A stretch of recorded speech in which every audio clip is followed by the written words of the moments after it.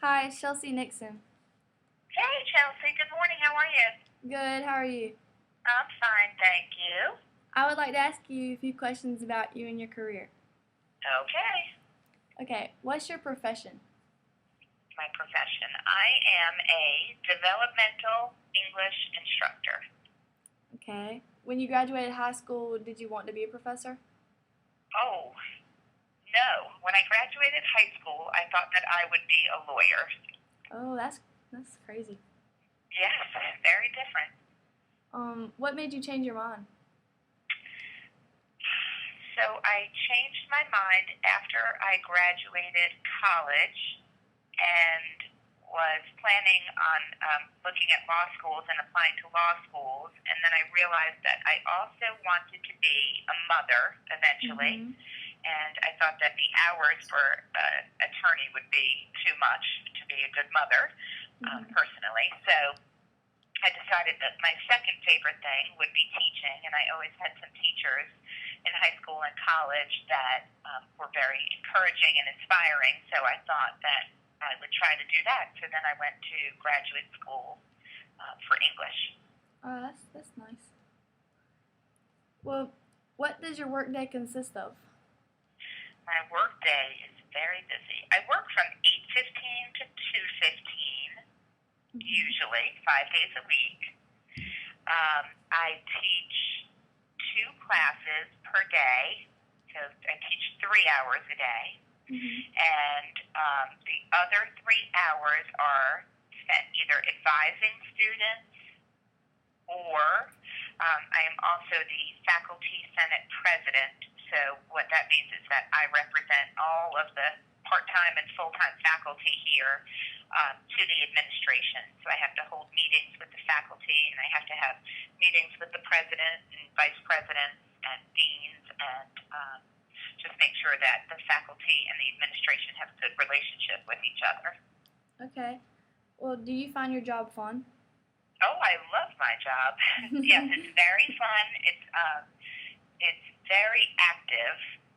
So when I'm teaching in the classroom, I never sit down. I'm always on my feet, moving around. It's very energetic. So if I'm in the advising center, it's very exciting because I see a lot of different students who I advise for many different programs, and usually my meetings are pretty active as well. So I would say, yeah, it's a lot of fun.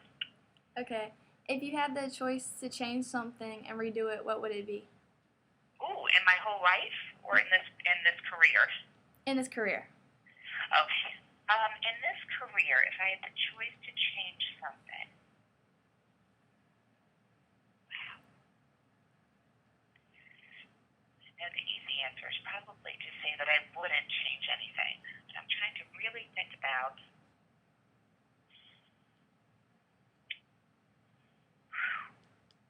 No, I don't think that there's anything that I would change. What about in your life? Ooh, in my life.